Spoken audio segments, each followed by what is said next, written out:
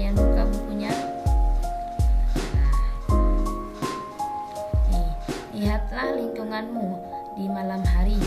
Cahaya lampu bersinar menerangi jalan, sekolah, dan rumah kita.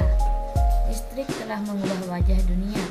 Tahukah kamu siapa tokoh yang berhasil menemukan mesin pembangkit listrik dan bagaimana lampu-lampu di rumah dapat menyala? Kalian tahu enggak siapa yang menemukan arus listrik? Ada? Nah, untuk mengetahui siapa yang menemukan arus listrik, ayo kita pelajari selanjutnya. Tahukah kalian proses perjalanan arus listrik pada lampu-lampu di rumah? Bacalah teks berikut dalam hati, pahami isinya dengan baik. Nah, listrik mengubah wajah dunia. Listrik telah membawa banyak perubahan dalam kehidupan masyarakat di dunia. Michael Faraday adalah tokoh penemu arus listrik. Siapa anak-anak yang menemukan arus listrik? Yang menemukan arus listrik itu ternyata adalah Michael Faraday. Faraday lahir pada tahun 1791 di Newington, Inggris. Ia berasal dari keluarga miskin dan hanya sebentar merasakan pendidikan di sekolah. Dengan perjuangan keras dan semangat pantang menyerah, ia akhirnya berhasil membuat alat sederhana pertama yang dapat menghasilkan gelombang elektromagnetik. Tahukah kamu bagaimana perjalanan arus listrik hingga sampai ke rumahmu? Ada yang tahu enggak bagaimana perjalanan arus listrik ke rumah kalian? Nah, arus listrik adalah gelombang elektromagnetik, yaitu gelombang yang dapat merambat meski tidak ada media pengaruhnya.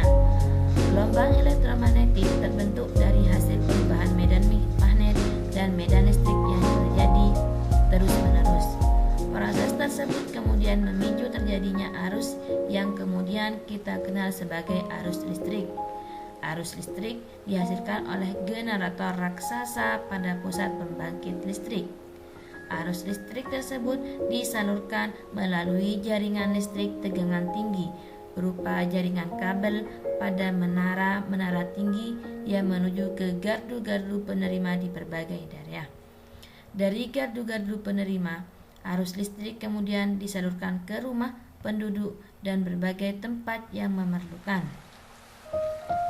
Arus listrik yang diterima di rumah kemudian disalurkan melalui rangkaian kabel listrik di dalam rumah.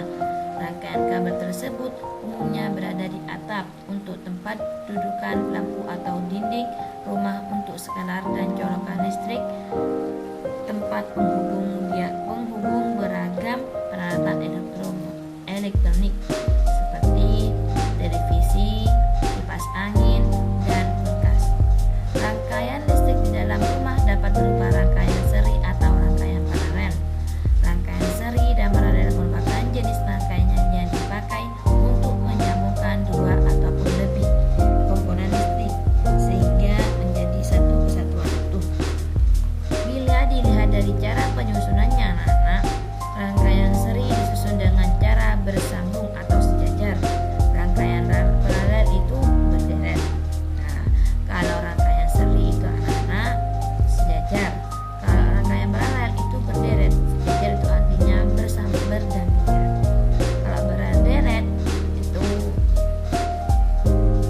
berderet ke belakang. Itu ya. Nah, anak-anak di sini ada rangkaian seri seperti ini. Contohnya rangkaian seri seperti ini berjajar. Kalau rangkaian paralel seperti apa? Seperti ini. Berderet. Ada depan, ada di belakang. Paham ya? Nah, contoh rangkaian seri dalam kehidupan sehari-hari adalah lampu senter. Contoh rangkaian seri pada kehidupan sehari-hari apa? Lampu senter. Rangkaian yang disusun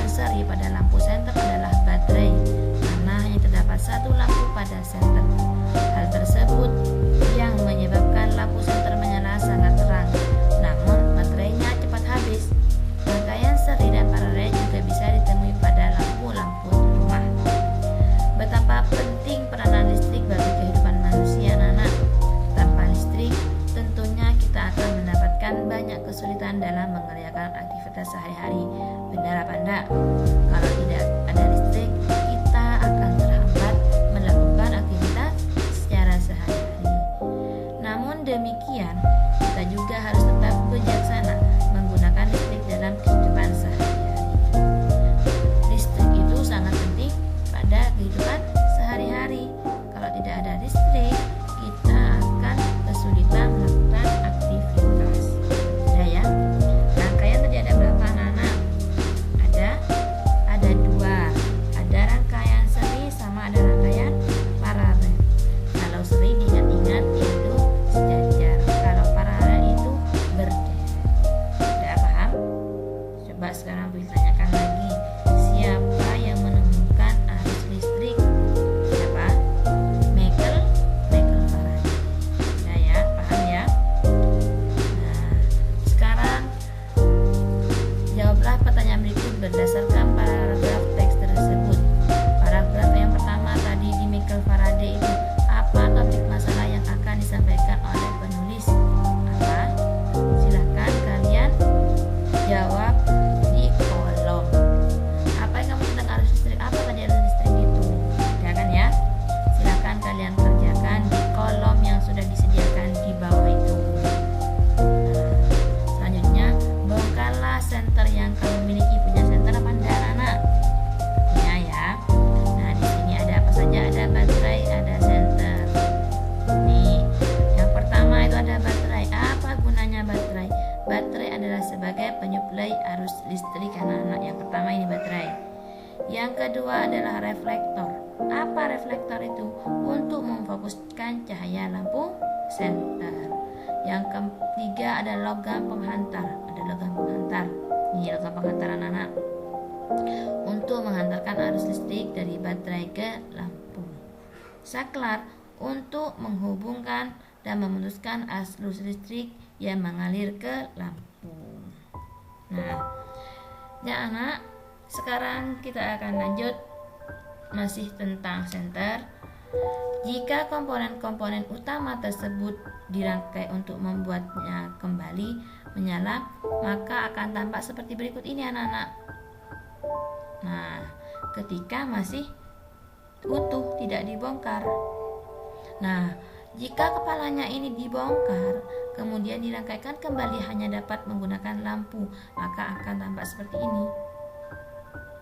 Nah, tadi ini untuk apa? Ini untuk memfokuskan cahaya senter. Nah, ketika ininya dibongkar, maka akan nampak seperti ini. Udah ya? Paham ya? Nah, di situ ada pertanyaan anak-anak. Bagaimana posisi lempengan logam untuk membuat lampu menyala? Posisi logam harus mampu menghubungkan arus listrik yang keluar dari baterai menuju lampu. Satu ujung logam harus terhubung ke baterai dan ujung satunya harus terhubung ke terminal lampu, sehingga membentuk rangkaian tertutup. Jika terdapat saklar, maka harus dalam keadaan tertutup. Nomor 2, pertanyaannya apa anak-anak? Apa komponen yang sebaiknya digunakan untuk mengganti lempengan logam tersebut yang biasanya terdapat pada rangkaian lampu di rumah? Apa coba anak-anak? Nah, kabel tembaga yang dilapisi karet. Kenapa harus dilapisi karet? Karena mampu menghantar listrik dengan baik dan menghindari konsleting. Ada penghantar listrik yang baik yang disebut konduktor anak-anak, dan juga ada penghantar listrik yang buruk, yaitu isolator namanya anak-anak. Nah, selanjutnya listrik adalah salah satu penemuan yang sangat penting. Ayo kita bahas lebih lanjut tentang penemuan listrik dan pengaruhnya terhadap kehidupan dan peradaban manusia. Nah, anak-anak perhatikan pola lampu yang terdapat di dalam kelas dan nyalakan lampu tersebut. Di situ ada gambarnya lampu di buku paket kalian. Sudah ketemu ya? Nah, menurutmu apa perbedaan masa sebelum ada listrik dan setelah ada listrik? Nih, sebelum ada listrik anak-anak, mengambil air menggunakan timba, benar apa enggak? Berhubung tidak ada listrik, kita harus menggunakan timba pakai sumur. Dan setelah ada listrik, cukup menggunakan pompa air elektrik. Ada pompa air elektrik. Pompa air elektrik menggunakan apa? Menggunakan listrik, anak-anak. Yang kedua, penerang yang kurang pada malam hari. Nah, pada malam hari kurangnya penerang, ada lampu, ada listrik. Maka kita dulu menggunakan apa? Menggunakan lilin, anak-anak. Nah, setelah ada listrik, penerangan malam hari yang cukup karena adanya lampu. Nah, berhubung sudah ada listrik, maka Anda bisa menggunakan lampu. Yang ketiga, tidak bisa berkomunikasi jarak jauh. Tidak bisa. Kalau dahulu kala itu menggunakan surat. Kenapa? Karena tidak bisa berkomunikasi secara langsung. Ternyata setelah ada listrik bisa berkomunikasi jarak jauh karena ada layanan telepon. Benar apa enggak? Benar. Yang keempat, menyejukkan diri dengan kipas manual. Kalau dahulu menggunakan kipas tangan, anak-anak, karena tidak ada listrik menggunakan kipas tangan.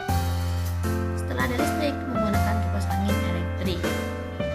Yang selanjutnya, menghaluskan bumbu dengan ditumbuk. Kalau dulu itu ditumbuk, anak-anak.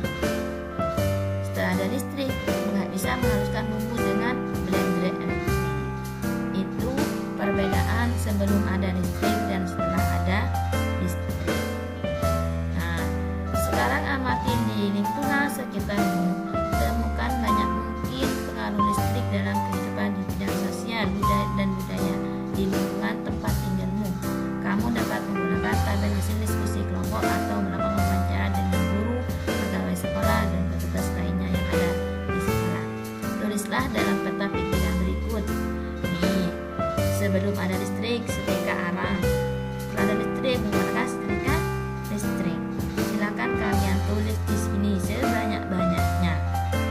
Perbedaan sebelum adanya listrik dan setelah adanya listrik. Paham ya? Nah, sekarang kalau sudah paham, kalau sudah tidak ada yang mau ditanyakan, Wina akan akhiri pembelajaran pada pagi hari ini. Untuk yang di rumah, segera kalian kerjakan tugas-tugas dari Bu Ihil. Paham ya, anak-anak? Nah, kalau sudah paham, marilah kita tutup pembelajaran pada pagi hari ini dengan membaca hamdalah bersama-sama. Alhamdulillahirabbil alamin. Bu Ihil akhiri. Wassalamualaikum warahmatullahi